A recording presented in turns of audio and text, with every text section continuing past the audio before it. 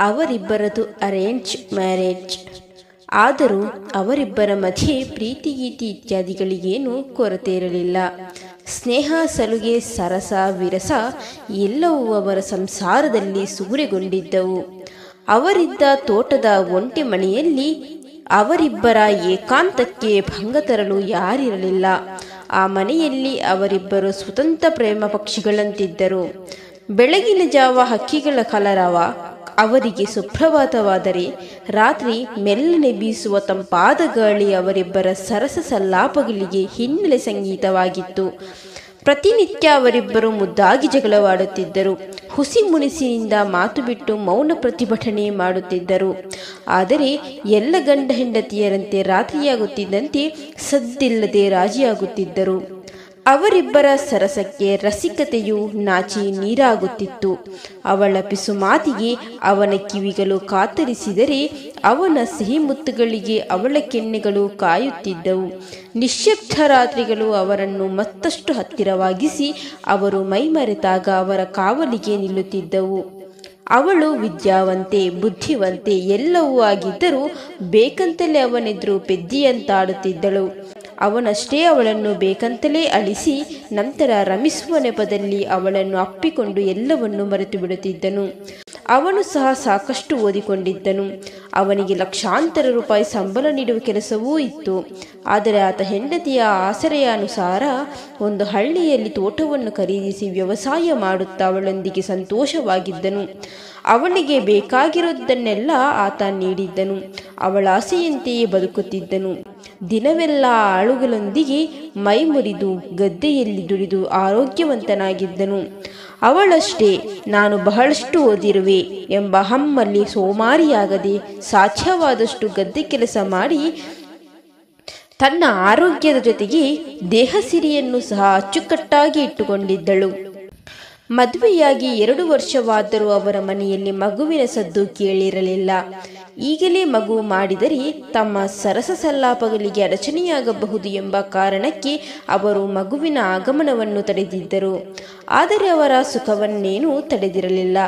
ತಮ್ಮಿಬ್ಬರ ಸರಸದಲ್ಲಿ ಕೂಸುಬಡವಾಗಬಾರದು ಎಂಬ ಕಾಳಜಿ ಅವರದ್ದಾಗಿತ್ತು. ದಿನವೆಲ್ಲ ಗದ್ದೆ ಕೆಲಸ ಮಾಡಿ ಸೋತು ಬಂದ ಗಂಡನನ್ನು ಗೋಳಿಡಿದುಕೊಳ್ಳದೆ ಆಕೆ ಸುಮ್ಮನೆ ಬಿಡುತ್ತಿರಲಿಲ್ಲ. ಅವನೂ ಅಷ್ಟೇ ಸೌಂದರ್ಯದ ಸೊಬಗಿನಿಂದ ಬಳಿ ಸೆಳೆದ ಹೆಂಡತಿಯ ಹೆಣ್ತನವನ್ನು ಸೋಲಿಸದೆ ಸುಮ್ಮನಾಗುತ್ತಿರಲಿಲ್ಲ. ಹೀಗೆ ಅವರಿಬ್ಬರ ಸಂಸಾರ ಯಾವುದೇ ಸಂಕಷ್ಟವಿಲ್ಲದೆ ಸಸಾರವಾಗಿ ಸಾಗಿತ್ತು. ಆ ಗಂಡ ಹೆಂಡತಿಯ ಸುಖ ಸಂಸಾರದ ಮೇಲೆ ಯಾರ ಕೆಟ್ಟ ಕಣ್ಣು ಸಹ ಬಿದ್ದಿರಲಿಲ್ಲ. ಆದರೆ ಹೆಂಡತಿಯ 3ನೇ ಕಣ್ಣು ಗಂಡನ ಒಂದು ದುಶ್ಚಟದ ಮೇಲೆ ಬಿದ್ದಾಗ ಅವರಿಬ್ಬರ ಸಂಸಾರದಲ್ಲಿ ಒಂದು ಸಣ್ಣ ಸಂಕಷ್ಟ ಶುರುವಾಯಿತು. ಅವಳು ತನ್ನ ಗಂಡನಿಗೆ ಸಿಗರೇಟ್ ಸೇದದಿರುವಂತೆ ಸಾಕಷ್ಟು ಸಲ ವಿನಂತಿಸಿಕೊಂಡಿದ್ದಳು. ಜೊತೆಗೆ ಅವನನ್ನು ಮುದ್ದು ಮಾಡಿ ಮನಮುಟ್ಟುವಂತೆ ಹೇಳಿದ್ದಳು. ಅಷ್ಟು ಸಾಲದಕ್ಕೆ ಬೈದು ಬುದ್ಧಿ ಹೇಳಿದ್ದಳು. ಆದರೆ ಅವಳ ಗಂಡ ಅವಳ ಮುಂದೆ ಸಜ್ಜನನಂತೆ ನಟಿಸಿ ಅವಳಿಗೆ ಗೊತ್ತಾಗದಂತೆ ಸಿಗರೇಟನ್ನು ಸೇದುತ್ತಿದ್ದನು. ಆದರೆ ಈ ಸಲ ಅವಳ ಕೈಗೆ ಸಾಕ್ಷಿ ಸಮೇತ ಸಿಕ್ಕಿ ಹಾಕಿಕೊಂಡಿದ್ದರಿಂದ ಅವಳು ಕೆರಳಿ ಕೆಂಡಾಮಂಡಳವಾದಳು. ಏಕೆಂದರೆ ಅವಳು ಅವನ ಮೇಲೆ ಅತೀವ ಕಾಳಜಿಯನ್ನು ಹೊಂದಿದ್ದಳು. ಅದಕ್ಕಾಗಿ ಅವಳಿಗೆ ಅವನ ಮೇಲೆ ಅಷ್ಟೊಂದು ಕೋಪ ಬಂದಿತ್ತು. ಅವಳು ಅವನನ್ನು ತರಾಟೆಗೆ ತೆಗೆದುಕೊಂಡಳು.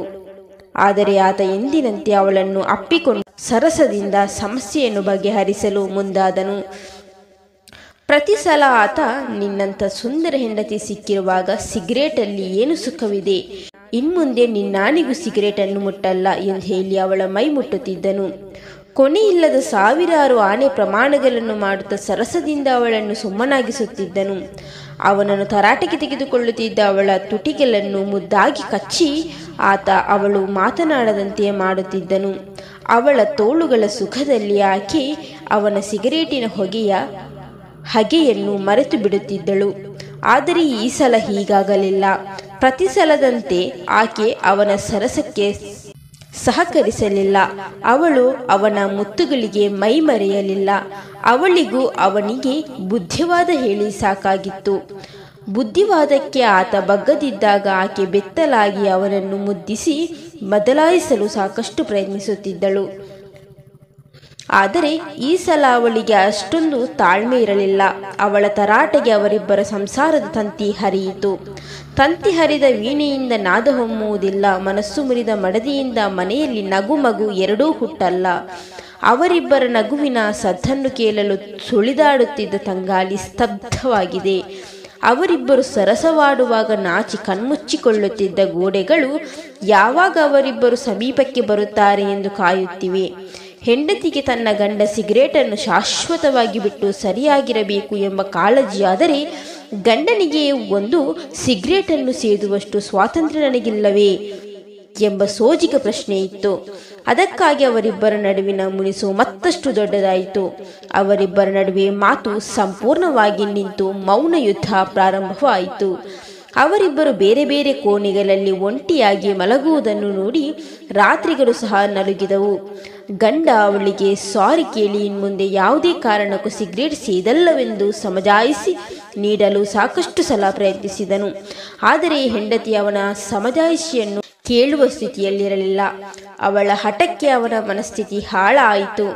ಮುದ್ದಾದ ಹೆಂಡತಿಯೊಡನೆ ಮಾತನಾಡಲಾಗದೆ ಆತ ಬಹಳಷ್ಟು ಒದ್ದಾಡಿದನು.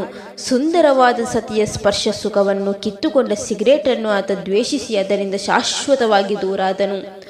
ಆದರೂ ಅವನ ಹೆಂಡತಿ ಅವನಿಗೆ ಹತ್ತಿರವಾಗಲಿಲ್ಲ. ಸಂಜೆಯಾಗುವಷ್ಟರಲ್ಲಿ ಮನೆ ಸೇರುತ್ತಿದ್ದವನು ಈಗ ಸತಿಯೊಡನೆ ವಿರಸದ ನೆನಪೊಡ್ಡಿ ತಡವಾಗಿ ಮನೆಗೆ ಬರಲು ಪ್ರಾರಂಭಿಸಿದನು. ಆತ ದಿನಾಲು ಮನೆಗೆ ತಡವಾಗಿ ಬಂದು ಬಾಗಿಲು ಬಡಿಯುತ್ತಿದ್ದನು. ಆಕೆ ಬಾಯಿ ಮುಚ್ಚಿಯೇ ಬಾಗಿಲನ್ನು ತೆರೆದು ಸುಮ್ಮನೆ ತನ್ನ ಕೋಣೆ ಸೇರಿ ಬಾಗಿಲನ್ನು ಜೋರಾಗಿ ಹಾಕಿಕೊಂಡು ಕಾಣದಂತೆ ಕೊರಗುತ್ತಿದ್ದಳು. ಮುತ್ತಿನಂತ ಗಂಡನನ್ನು ದೂರ ತಳ್ಳುತ್ತಿರುವೆ ಎಂಬ ಬೇಜಾರು ಅವಳಿಗೂ ಇತ್ತು. ಆದರೆ ಅವನು ಬುದ್ಧಿ ಕಲಿಯಲಿ ಎಂಬ ಕಾಳಜಿ ಅವನನ್ನು ಸೇರದಂತೆ ಕಟ್ಟಿ ಹಾಕಿತ್ತು. ಅವಳು ಅವನನ್ನು ಅವಳಿಗಿಂತ ಹೆಚ್ಚಾಗಿ ಪ್ರೀತಿಸುತ್ತಿದ್ದಳು. ಅವನ ಕಾಳಜಿಯನ್ನು ವಹಿಸುತ್ತಿದ್ದಳು. ಅವನ ಎಲ್ಲಾ ಕೆಲಸಗಳನ್ನು ಮಾಡುತ್ತಿದ್ದಳು. ಆದರೆ ಅವನೊಂದಿಗೆ ಮಾತಾಡದೆ ಮೌನ ಪ್ರತಿಭಟನೆಯನ್ನು ಜೋರಾಗಿ ಮುಂದುವರಿಸಿದ್ದಳು. 3 ತಿಂಗಳುಗಳಿಂದ ಅವನ ತೋಳುಗಳ ಆಸರೆ ಇಲ್ಲದೆ ಅವಳು ಸಹ ಅವನಂತೆ ಸಾಕಷ್ಟು ನರಳಿದ್ದಳು. ಅದಕ್ಕಾಗಿ ಆದಷ್ಟು ಬೇಗನೆ ಅವನೊಂದಿಗೆ ರಾಜಿಯಾಗಲು ಮಾನಸಿಕವಾಗಿ ಸಿದ್ಧಳಾದಳು. ಅವತ್ತು ಅವರ ತೋಟದ ಮನೆಯ ಸುತ್ತಮುತ್ತ ವಿಚಿತ್ರವಾದ ಸಂಗತಿಗಳು ಸಂಭವಿಸಿದವು. ಸಂಜೆಯಾಗುತ್ತಿದ್ದಂತೆಯೇ ನಾಯಿಗಳು ಗೀಳಿಡಲು ಪ್ರಾರಂಭಿಸಿದವು. ಅವರಿಬ್ಬರ ಸರಸ ಸಲ್ಲಾಪಗಳಿಗೆ ತೊಂದರೆಯಾಗಬಾರದೆಂದು ನಿಶ್ಶಬ್ದವಾಗಿರುತ್ತಿದ್ದ ರಾತ್ರಿ ಇವತ್ತು ಶಬ್ದ ಮಾಡಿತು. ಮೊದಲ ಸಲ ನಿಶ್ಶಬ್ದ ರಾತ್ರಿ ವಿಚಿತ್ರ ಸಪ್ಪಳಗಳಿಗೆ ಸಾಕ್ಷಿಯಾದಾಗ ಅವಳು ಹೆದರಿದಳು. ಗಂಡನ ಬರುವಿಕೆಯ ದಾರಿಯನ್ನು ಕಾಯತೊಡಗಿದಳು. ದಿಢೀರನೆ ಬಾಗಿಲ ಬಡಿತದ ಸದ್ದು ಆಯಿತು. ಆಕೆ ಎಂದಿನಂತೆ ತನ್ನ ಗಂಡ ಬಂದನೆಂದು ಓಡೋಗಿ ಬಾಗಿಲನ್ನು ತೆರೆದು ತಿರುಗಿ ನೋಡದೆ ಒಳಬಂದಳು. ಆದರೆ ಇವತ್ತು ಅವಳ ಗಂಡ ಬಾಗಿಲನ್ನು ಬಡಿದಿರಲಿಲ್ಲ. ಮುಖಕ್ಕೆ ಬಟ್ಟೆ ಕಟ್ಟಿಕೊಂಡಿರುವ ಸದೃಢ ಕಾಯದ ವ್ಯಕ್ತಿ ಸಾವಕಾಶವಾಗಿ ಮನೆಯೊಳಗೆ ಕಾಲಿಟ್ಟು ಬಾಗಿಲನ್ನು ಭದ್ರವಾಗಿ ಹಾಕಿದನು. ಹೆಂಡತಿ ತಿರುಗಿ ನೋಡದೆ ತನ್ನ ಕೋಣೆಯೆಡೆಗೆ ಸಾಗುತ್ತಿದ್ದಳು. ತಡರಾತ್ರಿಯಾಗಿದ್ದರಿಂದ ಮನೆಯ ಬಲ್ಬುಗಳೆಲ್ಲ ಆರಿದ್ದವು. ಬರೀ ಸಣ್ಣ ವಿದ್ಯುತ್ ದೀಪಗಳು ಮಾತ್ರ ಉಜ್ವಲವಾಗಿ ಉರಿಯುತ್ತಿದ್ದವು. ದಿನವಿಡೀ ಕೆಲಸ ಮಾಡಿ ಅವಳು ಸುಸ್ತಾಗಿದ್ದಳು. ಅವಳಿಗೆ ಈಗ ಮೈಮೇಲಿನ ಸೀರೆಯೂ ಸಹ ಭಾರವಾಗಿತ್ತು. ಅದಕ್ಕಾಗಿ ಅವಳ ಮೈಮೇಲಿನ ಸೀರೆ ಸ್ವಲ್ಪ ಜಾರಿತ್ತು. ಅವಳ ಪಾದಕ ಚೆಲುವು ಮುಖ ಕಟ್ಟಿಕೊಂಡು ಮನೆಯೊಳಗೆ ಪ್ರವೇಶಿಸಿದ್ದ ವ್ಯಕ್ತಿಯ ಮತ್ತೇರಿಸಿತು. ಅವಳು ಇನ್ನೇನು ತನ್ನ ಕೋಣೆಗೆ ಕಾಲಿಡುವಳಿದ್ದಳು. ಅಷ್ಟರಲ್ಲಿ ಆ ವ್ಯಕ್ತಿ ಅವಳನ್ನು ಹಿಂದಿನಿಂದ ಅಪ್ಪಿಕೊಂಡನು. ಅವಳು ತನ್ನ ಗಂಡನಿರಬಹುದು ಎಂದು ಸುಮ್ಮನಾದಳು. ಆದರೆ ಅನುಮತಿಯಿಲ್ಲದೆ ಅಪ್ಪಿಕೊಳ್ಳುವಷ್ಟು ಧೈರ್ಯ ತನ್ನ ಗಂಡನಿಗೆ ಇಲ್ಲವೆಂಬುದು ನೆನಪಾದಾಗ ಆಕೆ ಅವನ ಹಿಡಿತದಿಂದ ತಪ್ಪಿಸಿಕೊಳ್ಳಲು ಪ್ರಯತ್ನಿಸಿದಳು. ಅವಳು ಪ್ರಯತ್ನಿಸಿದಷ್ಟು ಅವನ ಹಿಡಿತ ಬಿಗಿಯಾಗುತ್ತಾ ಹೋಯಿತು.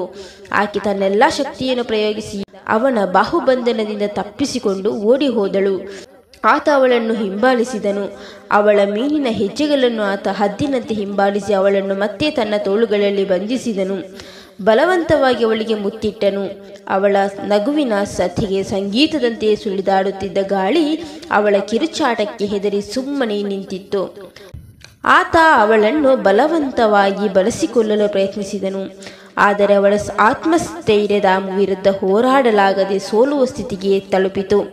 ಆಗ ಆಕೆ ಅವನ ಮುಖಕ್ಕೆ ಕೈ ಹಾಕಿ ಅವನು ಕಟ್ಟಿಕೊಂಡಿದ್ದ ಬಟ್ಟೆಯನ್ನು ಕಳಚಿದಳು. ಆ ವ್ಯಕ್ತಿಯ ಮುಖವಾಡ ಕಳಚಿ ಬಿದ್ದಾಗ ಆಕೆ ಬೆಚ್ಚಿ ಬೆರಗಾದಳು. ಆ ಮುಖವಾಡದ ಮರೆಯಲ್ಲಿದ್ದ ವ್ಯಕ್ತಿ ಅವಳ ಗಂಡನಲ್ಲದೆ ಬೇರೆ ಯಾರೂ ಆಗಿರಲಿಲ್ಲ. ಅವಳ ಗಂಡನೇ ಅವಳನ್ನು ಹೆದರಿಸಲು ಆ ರೀತಿ ನಾಟಕವಾಡಿದ್ದನು. ಅವಳು ಸಂಪೂರ್ಣವಾಗಿ ಹೆದರಿದ್ದಳು. ಭಯದಿಂದ ಅವಳೆದೆ ಜೋರಾಗಿ ಬಡಿದುಕೊಳ್ಳುತ್ತಿತ್ತು. ಅವಳು ಅವನನ್ನು ಬೈಯಲು ಬಾಯಿ ತೆರೆಯುವಳಿದ್ದಳು. ಅಷ್ಟರಲ್ಲಿ ಆತ ಅವಳ ಬಾಯಿ ಮುಚ್ಚಿ ಅವಳ ಕಿವಿಯಲ್ಲಿ, ನಿನಗೆ ನನ್ನ ಮೇಲೆ ಕೋಪವಿದ್ದರೆ ನನ್ನ ಮೈಯಲ್ಲಿರುವ 206 ಮೂಳೆಗಳನ್ನು ಮುರಿದು ಬಿಡು. ಆದರೆ ಹೀಗೆ ಮೌನವಾಗಿದ್ದುಕೊಂಡು ನನ್ನ ಕಾಡಿಕೊಳ್ಳಬೇಡ. ನನಗೆ ನನ್ನವಳಂತೆ ಇರುವುದು ನೀನೊಬ್ಬಳೇ. ಪ್ಲೀಸ್ ನನ್ನನ್ನು ಕ್ಷಮಿಸು ಎಂದು ಪಿಸುಗುಟ್ಟಿದನು. ಅವಳಿಗೆ ಅವನನ್ನು ಬೈಯಲು ಮನಸ್ಸಾಗಲಿಲ್ಲ. ಆದರೂ ಆಕೆ ಅವನಿಗೆ, ಇನ್ಮೇಲೆ ನೀನು ಯಾವತ್ತೂ ನಿನ್ನ ಮುಖಾನ ನನಗೆ ತೋರಿಸಬೇಡ ಎಂದು ಹೇಳಿದಳು. ಅಷ್ಟರಲ್ಲಿ ನಿಶ್ಶಬ್ದ ರಾತ್ರಿಯಲ್ಲಿ ಹೊರಗಡೆ ಜೋರಾಗಿ ಏನೋ ಒಂದು ಸಪ್ಪಳವಾಯಿತು. ಆಕೆ ಹೆದರಿ ಅವನನ್ನು ಜೋರಾಗಿ ಅಪ್ಪಿಕೊಂಡಳು. ಅವನನ್ನು ಹಾಸಿಗೆಯ ಮೇಲೆ ತಳ್ಳಿ ಅವನೆದೆ ಮೇಲೆ ತಲೆ ಇಟ್ಟು ನಿಶ್ಚಿಂತೆಯಾಗಿ ಮಲಗಿದಳು. ಆದರೆ ಆತ ಅವಳು ತಮಾಷೆಗೆ ಹೇಳಿದ ಮಾತನ್ನು ಗಂಭೀರವಾಗಿ ತೆಗೆದುಕೊಂಡು ಏನೇನೋ ಚಿಂತಿಸಿ ನಿದ್ದೆಗೆಡಿಸಿಕೊಂಡನು.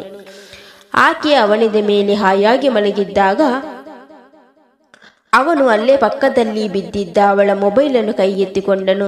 ತನ್ನೊಂದಿಗೆ ಮೌನ ಯುದ್ಧ ಸಾರಿದ ಮಡದಿ ನಗಲಾಗದೆ ನೋವಿನಿಂದ ನರಳುವಾಗ ಅವಳನ್ನು ಸ್ವಲ್ಪ ಮಟ್ಟಿಗೆ ನಗಿಸಿದ್ದು ತೆನಾಲಿರಾಮನ ಹಾಸ್ಯ ಕಥೆಗಳು ಎಂಬುದನ್ನು ಅವಳ ಮೊಬೈಲ್ನಲ್ಲಿ ಸರ್ಚ್ ಹಿಸ್ಟ್ರಿಯಲ್ಲಿ ಅವನಿಗೆ ತಿಳಿಯಿತು. ಏಕೆಂದರೆ ಅವಳು ಪ್ರತಿನಿತ್ಯ ತೆನಾಲಿರಾಮನ ಹಾಸ್ಯ ಕಥೆಗಳನ್ನು ತಪ್ಪದೇ ಓದುತ್ತಿದ್ದಳು. ಅವನು ಸಹ ಅವಳ ಮೊಬೈಲ್ನಲ್ಲಿ ತೆನಾಲಿರಾಮಕೃಷ್ಣನ ಕಥೆಗಳನ್ನು ಓದಲು ಪ್ರಾರಂಭಿಸಿದನು. ಆಗ ಅವನಿಗೊಂದು ಉಪಾಯ ಹೊಳೆಯಿತು. ಅವನು ಸಹ ತೆನಾಲಿರಾಮಕೃಷ್ಣನಂತೆ ಮಡಿಕೆ ಮುಖ ಧರಿಸಿ ಅವಳ ಮನಗೆಲ್ಲಲು ಮುಂದಾದನು. ಅವನು ಹಾಗೆಯೇ ಕಥೆಗಳನ್ನು ಓದುತ್ತಾ ತನಗರಿವಿಲ್ಲದಂತೆಯೇ ನಿದ್ರೆಗೆ ಜಾರಿದನು. ಮುಂಗೂಲಿ ಕೂಗುವ ಮೊದಲೇ ಅವಳಿಗೆ ಎಚ್ಚರವಾಯಿತು. ಅವನು ಅವಳನ್ನು ಗಟ್ಟಿಯಾಗಿ ಅಪ್ಪಿಕೊಂಡು ನಿದ್ರಿಸುತ್ತಿದ್ದನು. ಅವಳು ಅವನ ತೋಳುಗಳಿಂದ ಬಿಡಿಸಿಕೊಳ್ಳಲು ಪ್ರಯತ್ನಿಸಿದಳು. ಆದರೆ ಅವನ ಗಾಢವಾದ ನಿದ್ರೆಯನ್ನು ಕೆಡಿಸಲು ಮನಸ್ಸಾಗದೆ ಮತ್ತೆ ಅವನದ ಮೇಲೆ ತಲೆಯಿಟ್ಟು ಮಲಗಿದಳು. ಆಕೆ ಜೋರಾಗಿ ಅವನಿಗೆ, ನಾನು ನಿನ್ನ ಕ್ಷಮಿಸಿರುವೆ ಕಣೋ.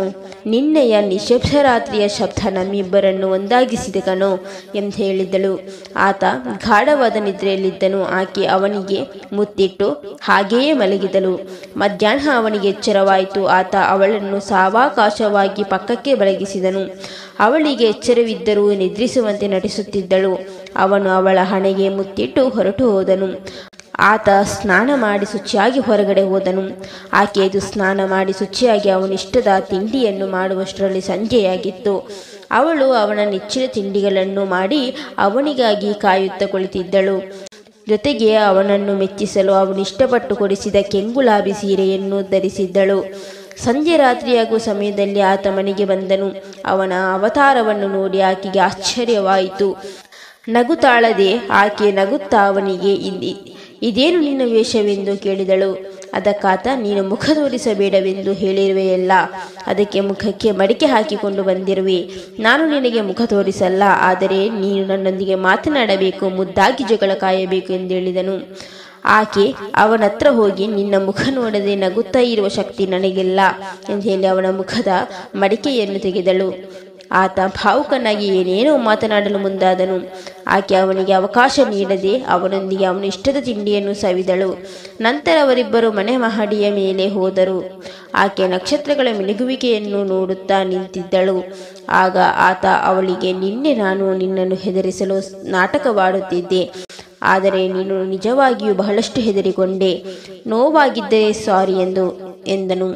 ಆಗ ಆಕೆ, ನಿನ್ನೆ ರಾತ್ರಿ ನೀನು ನನ್ನ ಮೊದಲ ಸಲ ಅಪ್ಪಿಕೊಂಡಾಗಲೇ ನನಗೆ ಅಪ್ಪಿಕೊಂಡದ್ದು ನೀನೇ ಅಂತ ಗೊತ್ತಾಗಿದ್ದು. ನಿನ್ನ ಸ್ಪರ್ಶವನ್ನು ಗುರುತಿಸದೆ ಇರುವಷ್ಟು ಪೆದ್ದಿಯಲ್ಲ ನಾನು. ನಿನ್ನೆ ನಾನೇನು ಹೆದರಿರಲಿಲ್ಲ. ನಿನ್ನ ಗಂಡಸುತನವನ್ನು ಪರೀಕ್ಷಿಸುವುದಕ್ಕಾಗಿ ಸ್ವಲ್ಪ ನಾಟಕವಾಡಿದಷ್ಟೇ ಎಂದಳು. ಅವಳ ಕೆರಳಿಸುವ ಮಾತು ಅವನ ಗಂಡಸುತನಕ್ಕೆ ಸವಾಲು ಸೇಯಿತು. ಆತ ಮತ್ತೆ ಈಗ ಅವಳನ್ನು ಗಟ್ಟಿಯಾಗಿ ಅಪ್ಪಿಕೊಂಡು ಅವಳಿಗೆ 4 ಮುತ್ತಿಟ್ಟನು. ಆಕೆ ಅವನಿಂದ ತಪ್ಪಿಸಿಕೊಂಡು ಓಡಲು ಪ್ರಯತ್ನಿಸಿದಳು. ಆತ ಅವಳನ್ನು ಹೊತ್ತುಕೊಂಡು ಬೆಡ್ರೂಮಿಗೆ ಹೋದನು. ಅವಳು ತನ್ನನ್ನು ಬಿಡುವಂತೆ ಕೇಳಿಕೊಳ್ಳುತ್ತಿದ್ದಳು. ಆದರೆ ಆತ ಫುಲ್ ರೊಮ್ಯಾಂಟಿಕ್ ಮೂಡಲ್ಲಿದ್ದನು. ಆತ ಅವಳೊಟ್ಟಿದ್ದ ಸೀರೆಯನ್ನು ಸಾವಕಾಶವಾಗಿ ಸೆಳೆದು ಅವಳ ಸುಂದರವಾದ ದೇಹದ ಮೇಲೆ ತನ್ನ ತುಟಿಗಳ ಅಚ್ಚಾಕಿದನು. ಅವನ ಕೈ ಬೆರಳುಗಳು ಅವಳ ಸಪೂರ ಸೊಂಟವನ್ನು ಸೋಕಿದಾಗ ಅವಳಲ್ಲಿನ ಹೆಣ್ತನ ಹಣ್ಣಾಯಿತು. ಅವಳು ಹಠ ಮಾಡಿದಂತೆ ನಾಟಕವಾಡುತ್ತಾ ಅವನಿಗೆ ತನ್ನನ್ನು ಸಮರ್ಪಿಸಿಕೊಂಡಳು. ಅವನ ಪೋಲಿಯಾಟಗಳಿಗೆ ಅವನ ಬೆನ್ನು ನಾಚಿ ನೀರಾಯಿತು. ಅವರ ಕಣ್ಣು ಮುಚ್ಚಾಲೆ ಆಟಗಳನ್ನು ನೋಡಲಾಗದೆ ಗೋಡೆಗಳು ಕಣ್ಮುಚ್ಚಿದವು. ಕೋಣೆಯ ದೀಪ ಕತ್ತಲೆಗಳಿಗೆ ಶರಣಾಯಿತು. ಮೊದಲಿನಂತೆ ನಿಶ್ಶಬ್ದ ರಾತ್ರಿಯ ಅವರ ಸರಸ ಸಲ್ಲಾಪಗಳಿಗೆ ಕಾವಲು ಕಾಯುತ್ತಾ ನಿಂತಿತು.